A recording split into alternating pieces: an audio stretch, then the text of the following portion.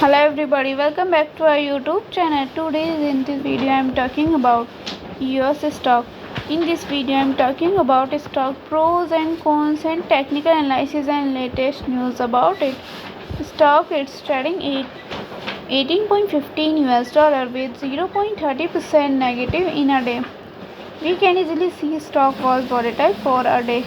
The volume of stock was recently at all-time low, so the fundamental stock is not better for today. Before buying and selling the stock, please consult your financial advisor. Today's video is done. Thanks for watching. Please subscribe my YouTube channel and like the video, and also comment all related queries.